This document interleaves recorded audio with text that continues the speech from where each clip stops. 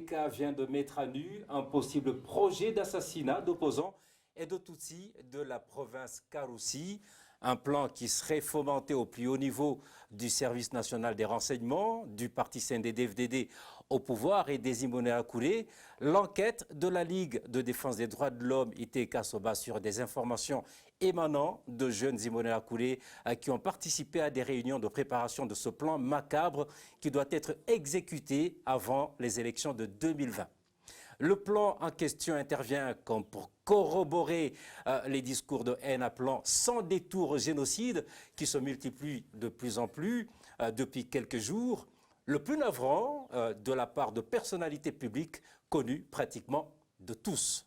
Juste deux exemples. Pasteur Habib Mahana, ancien porte-parole du FNL, qui se targue d'être Hutu et réduisant les Tutsis à des êtres dangereux qu'il faut éliminer, ou encore Albert Manila Tunga, actuel directeur de l'Eutraco, qui se permet de qualifier juste à l'œil nu que tout le personnel féminin du bureau de l'Union européenne à Bujumbura est Tutsi, ses souteneurs allant jusqu'à les qualifier de prostituées, le type de termes qui étaient utilisés sur les femmes et filles Tutsis rwandaises avant le génocide de 1994.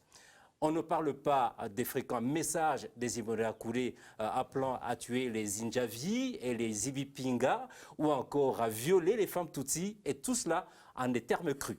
Ce qui fait dire à un nombre d'observateurs qu'il s'agit là de signes éloquents d'un génocide en préparation au moment où le gouvernement crie à tout bout de champ que tout va bien, tout va pour le mieux et que la paix règne sur tout le territoire national.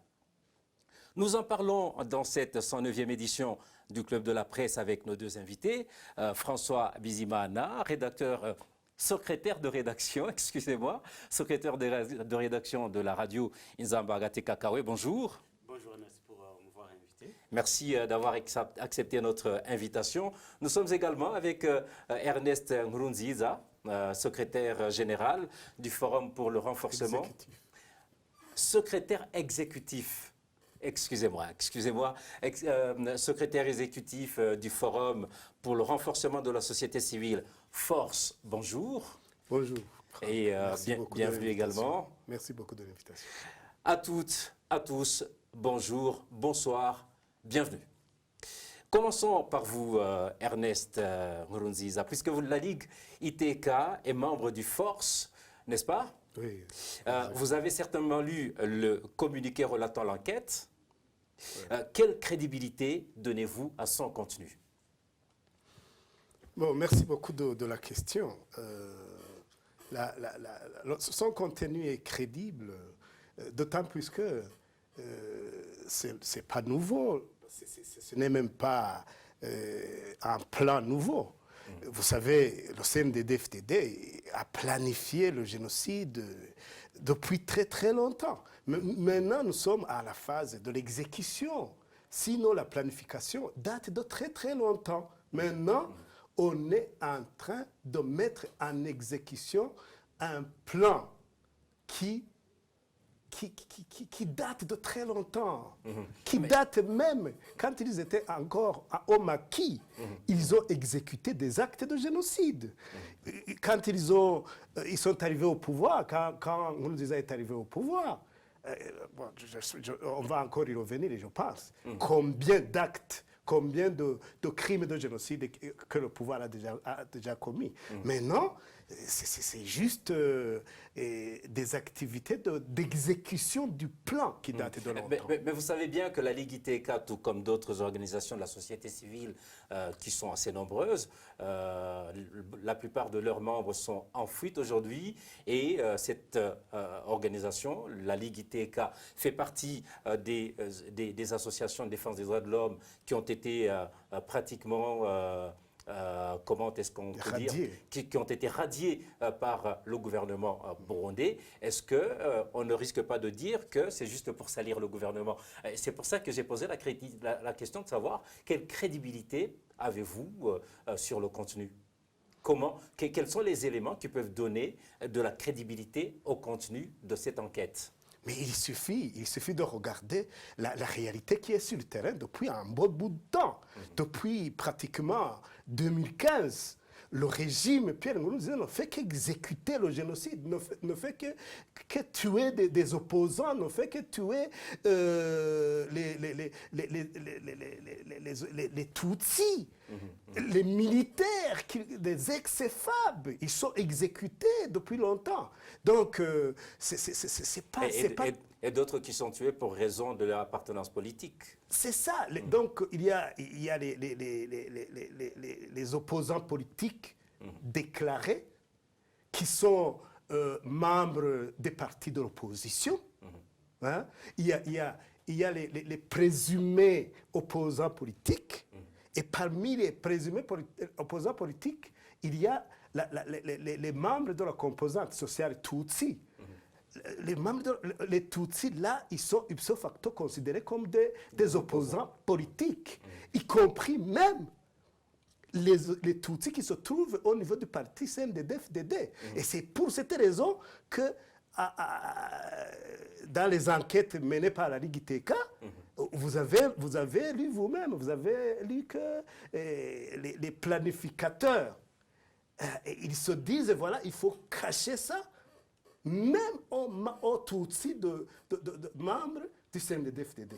Ça veut dire la population burundaise de la composante sociale Tutsi, elle est visée automatiquement par la répression politique de Pierre Nkurunziza, par le génocide qui est en exécution aujourd'hui.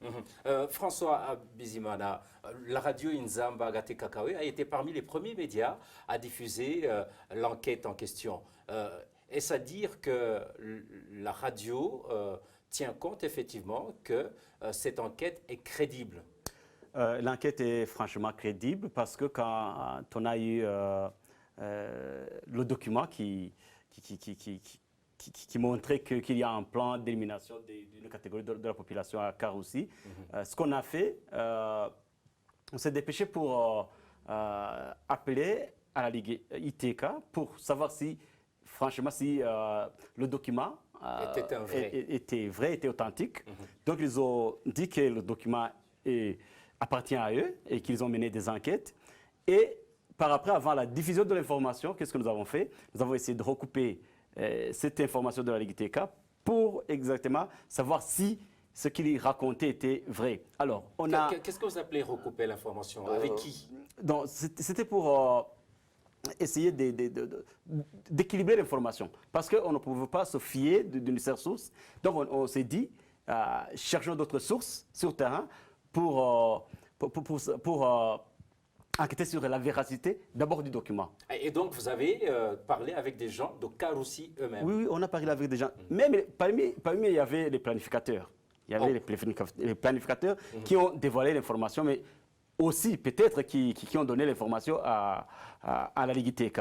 Donc, ils ont dit que des réunions sont tenues dans la permanence du CNDD-FDD à Karoussi. Et voilà, ils ont planifié pour exactement éliminer les Ibipinga, les opposants, et éliminer les Tutsis, que ce soit du CNDD-FDD ou pas, et éliminer tout opposant. Et vous savez, les Ibipinga, ce sont peut-être ces gens qui n'ont pas accepté l'idéologie du parti au pouvoir. Ils ont appelé Ibipinga. Ils sont aussi dans la catégorie des opposants, les Injavzi, les Tutsis aussi. Donc, tous ceux qui sont cachetés d'être opposants à la volonté du CNDD-FDD, à la politique du CNDD-FDD ou à l'idéologie de ce parti.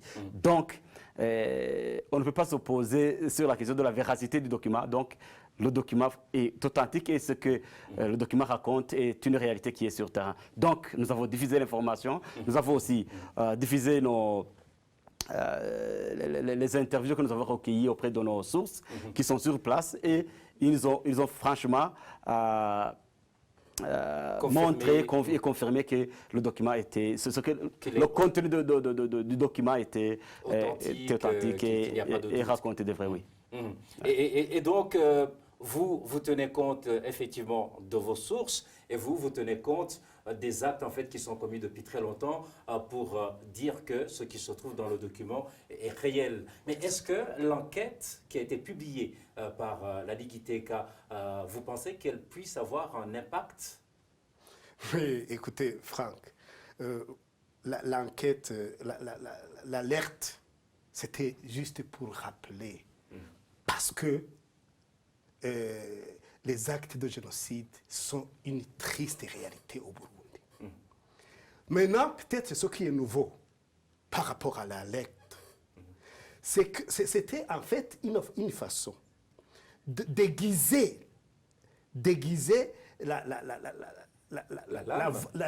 l'arme, la volonté des exécutants.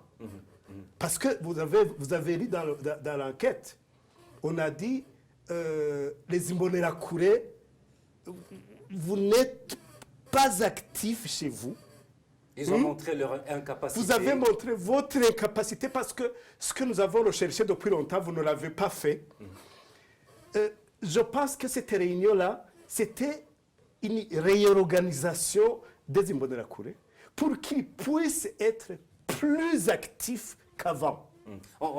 Je pense qu'il y a d'autres éléments, notamment ce que l'on a dit qu'on va, on va mettre à côté d'eux d'anciens membres des rebelles du sein des DFDD pour pouvoir les émoustiller davantage. Non, vous savez, les anciens membres rebelles, ils sont parmi les Imbonerakure. Ils travaillent en commun accord avec les Imbonerakure.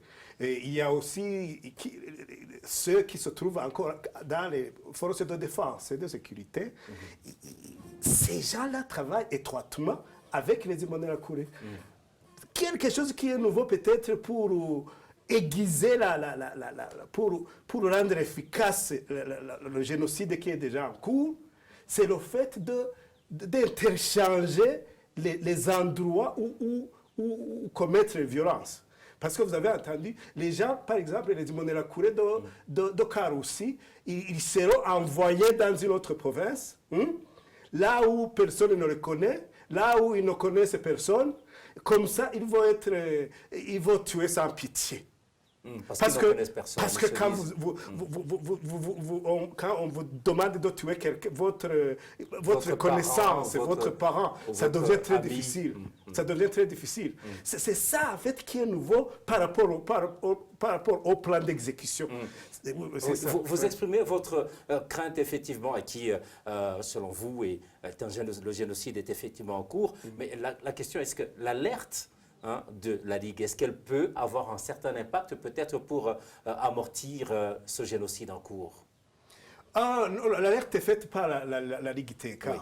Bon, oui, si, je pense bien. Parce que quand vous faites quelque chose qui n'est pas connu, parce que la Ligue TK a fait une prévention, c'est ça, l'alerte va prévenir. Parce que le régime en place a toujours caché ses plans d'assassinat, ses plans de génocide, etc. Et quand vous faites quelque chose qui n'est pas connu, là, vous surprenez les gens. Mais maintenant, tout le monde est informé. Tout le monde est informé. Et quand les plans sont dévoilés, je pense que ça permet quand même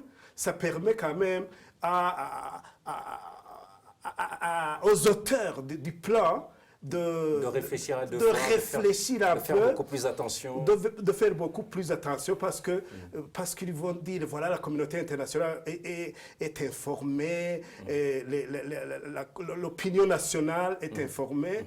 Donc vous savez, même si ce pouvoir a toujours montré sa virulence, moi je pense que les dénonciations que la société civile a fait, ces dénonciations ont eu un effet positif.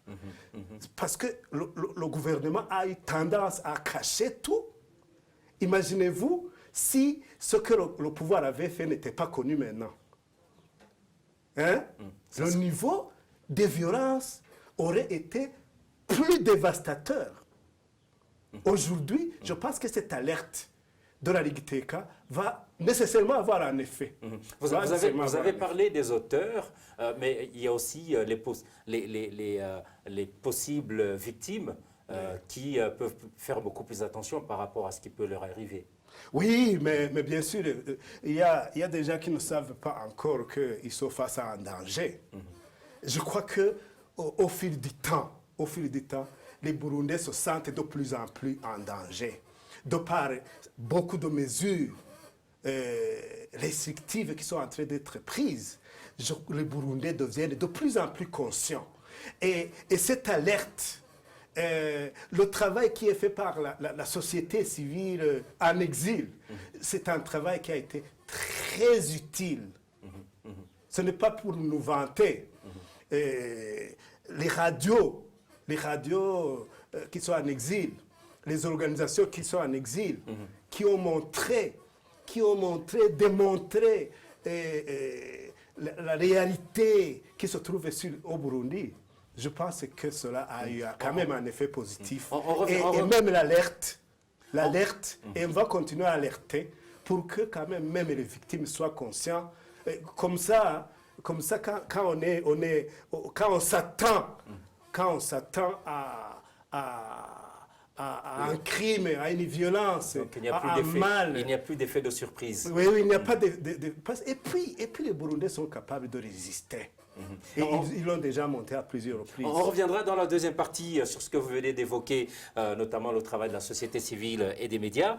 François, la Ligue ITK précise que ce sont des Imbonerakure qui ont participé à des réunions de préparation du plan d'assassinat, qui ont donc donné ces informations-là. Pourquoi, selon vous, des Imbonerakure vendraient la mèche?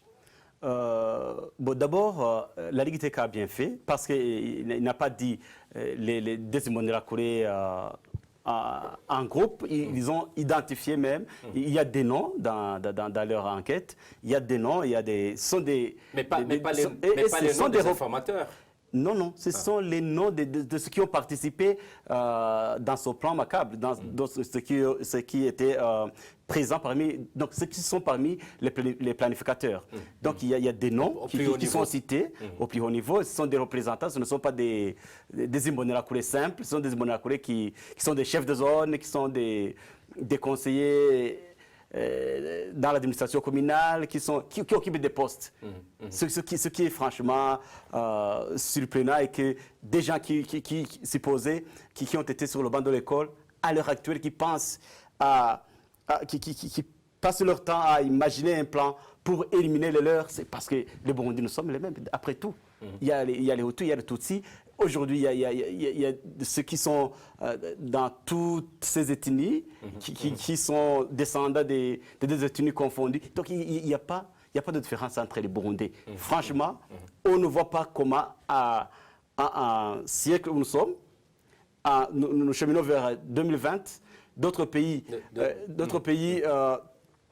sont à la course pour développer leur pays, pour développer les populations. Et voilà, nous reculons de 100 ans, de 200 ans. Mais c'est inimaginable.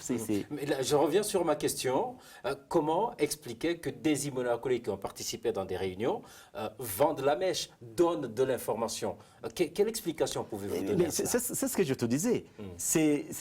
Nous sommes, après tout, nous sommes, les Burundais sont les mêmes. Les Burundais sont les mêmes. Il n'y a pas franchement de division. Nous parlons la même langue. Ils partagent les mêmes collines. À Karoussi, je pointe du doigt à Karoussi parce que l'enquête a été menée à Karoussi. Mais dans d'autres coins du pays, c'est de la même.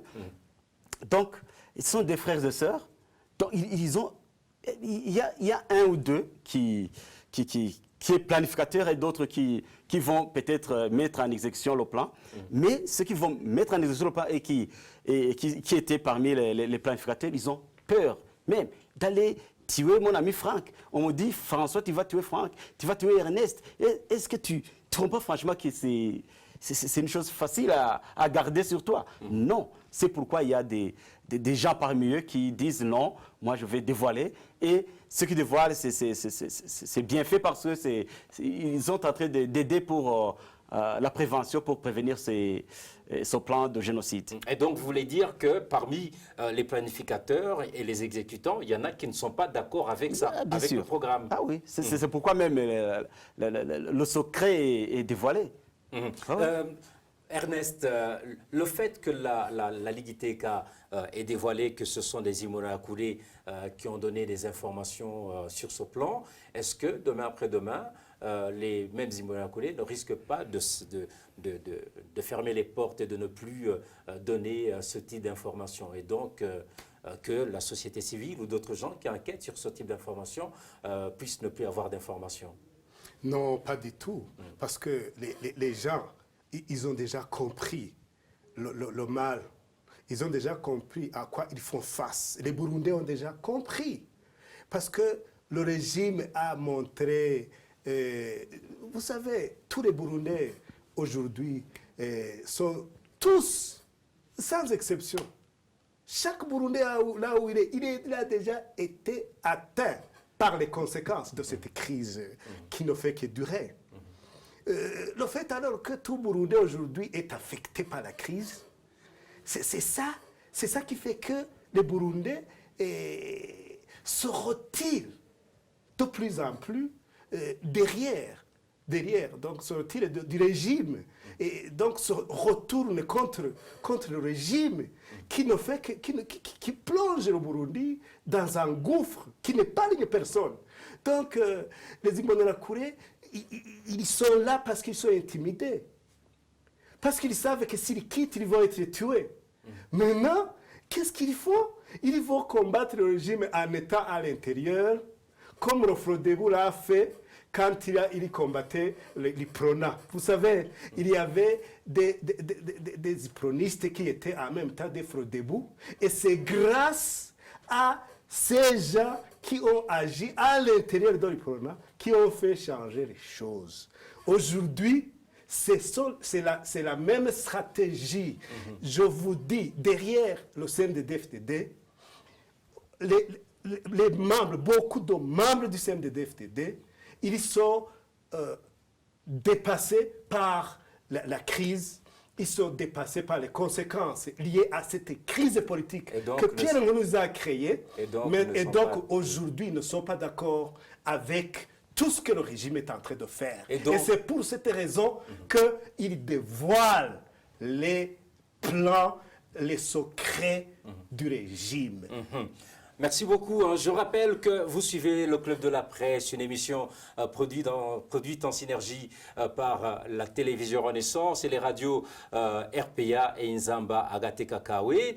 Nous parlons aujourd'hui de signes qui font craindre la préparation d'un génocide au Burundi, dont une enquête de la Ligue ITK sur un plan d'assassinat d'opposants et de Tutsis en province Karoussi qui a fait l'objet d'échanges dans la première partie. Mais des éléments qui vont dans le même sens sont multiples et nous les évoquerons dans la deuxième partie avec nos deux invités, François Bizimana, secrétaire de rédaction de la radio Nzamba Agatekakawe, et Ernest Nkurunziza, secrétaire exécutif du Force.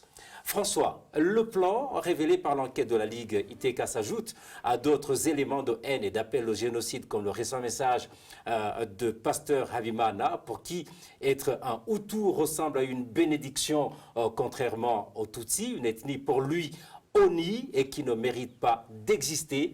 Qu'est-ce qui peut expliquer que ce type de message soit émis aussi crûment et aussi fréquemment? D'abord, ce qui me fait peur, c'est que ces gens qui pullulent ce genre d'informations, ce genre de propos divisionnistes, ce genre de propos inflammatoires, franchement, ils sont libres, ils sont là. Les autorités sont là, ils les voient, ils circulent librement. Et vous savez même, le cas de Pasteur est récent. Vous vous souvenez du camp de qui c'était à Rumongue, je crois, à Nyabiraba, Melchiade Zofabarouché. Vous savez les propos qu'il a tenus en disant que les Tutsis, ou bien les opposants seront éliminés pour aller nourrir les poissons dans le lac Tanganyika. Il a été interpellé. Le temps de la rosée, il est entré dans la prison centrale d'Omimba et il est sorti.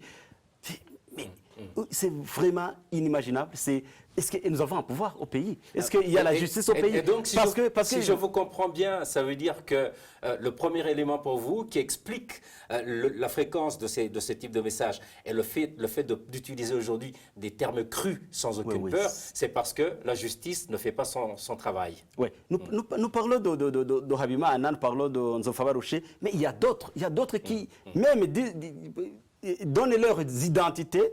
Ils disent je vis dans Chibitoke, je vis dans Rumongue, je m'appelle tel, voilà, les Tutsis ils sont méchants, les Tutsis sont des serpents, et dans des termes franchement qui ont caractérisé même la période d'avant le génocide ici au Rwanda. Et tous ces gens qui font circuler, qui font pulluler ces informations, ce ne sont pas des informations, c'est messages de haine à travers les... Vous savez, aujourd'hui, pour disséminer une information, c'est très simple. Très facile. Avec les WhatsApp, avec les réseaux sociaux qui sont là. Et il y a le pouvoir qui ne fait rien. Qui assiste... Et le pouvoir qui assiste, pas dire impuissamment, mais assiste parce que c'est un plan, comme mon ami le disait. Le pouvoir en place a planifié depuis longtemps un plan d'élimination de ceux qui ne sont pas les leurs politiquement. Et donc, c'est pour ça que ce type de message persiste et se multiplie. Et voilà, la cause principale, c'est l'absence de la justice dans le pays. S'il y avait la justice, franchement, la justice se serait saisie elle-même pour les arrêter et les traduire devant des juridictions compétentes pour qu'ils soient punis. Sinon, il y a d'autres, il y a des enfants de l'école primaire, il y a des enfants de l'école fondamentale, il y a des enfants du secondaire, des universités qui sont en train de grandir dans cet environnement politique, dans cet environnement de haine, de propos divisionnistes. Donc, ils vont eux-mêmes grandir avec tout ça et le prendre comme si c'était la chose la plus naturelle. En parlant de pasteur Habima Annan, ça nous amène à un message encore plus récent, celui d'Albert Maniratunga, l'actuel directeur de l'Eutraco, qui a qualifié le personnel féminin du bureau de l'Union européenne à Bujumbura de Tutsi, rien qu'en regardant une photo. Et puis, il y a également ces souteneurs qui ont insulté le même personnel en parlant de prostituées. Ernest, est-ce que le statut d'une personnalité qui s'exprime ainsi a un impact sur la gravité des propos? Bon, je dois vous dire d'abord que cette manipulation de la corde ethnique, c'est une stratégie du régime pour pouvoir arriver à ses fins, à ses désirs de garder le pouvoir.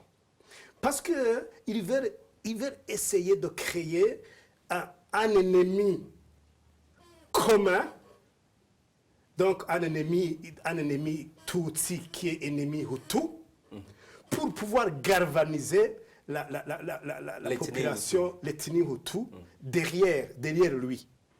Mais en réalité, eh bien, les Tutsis, ce sont des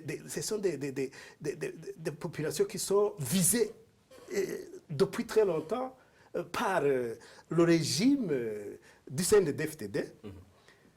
Mais il y a ça, il y a le fait de vouloir se passer de ce peuple Tutsi-là, qui est un opposant d'office au régime.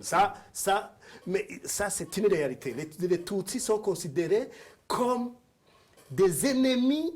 Là, on n'a même pas besoin de démontrer ipso facto du régime. Mais à côté, ce ne sont pas les Tutsis qui font peur à cette population, à ce régime. Pour manipuler la corde ethnique, c'est une façon de gagner une autre partie de la population. La sympathie de la... Mais, donc, les discours de haine vont dans ce sens-là. Et c'est pourquoi, vous voyez que les auteurs de ces discours ne sont pas punis. Ne sont pas inquiétés parce que ça fait partie des vœux du régime. Mais en réalité, les vrais ennemis aujourd'hui, je me rappelle un politicien, je crois que c'est Jacques qui disait, Jacques Bigirimana qui disait, pour les Tutsis, là c'est fini, on a terminé. Ce qui reste, ce sont les Hutus entre eux. C'est ça qu'il disait. Je pense que tout le monde a entendu ça. Vous avez entendu Jacques dire ça. Le grand ennemi maintenant, c'est l'opposant politique en général. Et l'opposant politique aujourd'hui n'est pas nécessairement Tutsi. Vous voyez ce qu'il est en train de faire avec le parti CNL des députés à Gatoroassa. Je pense que c'est celui-là qui lui fait le plus grand, qui lui fait le plus grand peur. C'est celui-là. Et quand on parle des Tutsis, là, ils savent qu'avec les Tutsis, il y a moyen de gagner quelques Hutus qui se trouvent derrière Gwassa Agathon. C'est ça l'objectif. Mais ça, c'est très dangereux parce que personne ne sera épargné par ces violences. Oui. Vous avez donné, on s'achemine un peu, on s'achemine vers la fin de cette émission. Vous avez donné des éléments pouvant expliquer pourquoi les propos sont aussi crus et fréquents.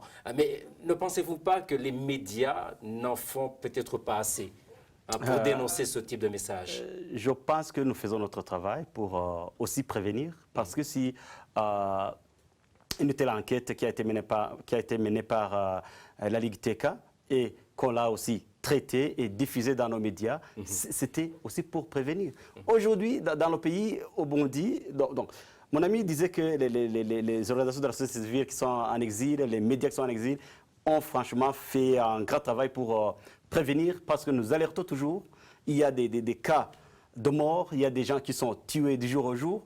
Et vous en parlez. Et on dénonce ça, et les auteurs sont identifiés, mais ils ne sont pas punis. Malheureusement, il y a cette absence des pouvoirs judiciaires dans le pays. Voilà, c'est tout cela. Donc, nous faisons ce que nous devrions faire pour alerter. Et mon ami disait, le parti CNL, donc, le pouvoir du CNDD-FDD a été surpris par des gens de l'entourage qui étaient supposés être membres du CNDD-FDD, mais du coup qui se sont changés en CNL, en partie de Gatoroassa. Donc ils ont été surpris le pouvoir, et le pouvoir est aujourd'hui, comment dirais-je, en anglais on dit to be in hot water. C'est un pouvoir qui est dans le tourbillon. Dans le tourbillon, franchement, qui est dans le tourbillon, qui a perdu sa connaissance, qui a perdu sa tête. Il voit que d'ici peu de jours, peut-être que la fin de leur règne s'approche. Espérons, tout à l'heure, la dernière question c'était sur le travail des médias et de la société civile, et nous espérons que les deux vont garder le même courage et le même rythme, mais que le génocide finalement qui est craint, comme le dit dans l'enquête, l'enquête de la Ligue TK ne sera pas finalement exécutée. C'est la fin de cette 109e édition du Club de la Presse. Merci beaucoup à nos deux invités, François Bizimana, secrétaire de rédaction de la radio Inzamba Kakawe, et Ernest Nkurunziza, secrétaire exécutif du Force. Merci également à toute l'équipe technique, à toutes, à tous. Rendez-vous la semaine prochaine pour un nouveau numéro du Club de la Presse.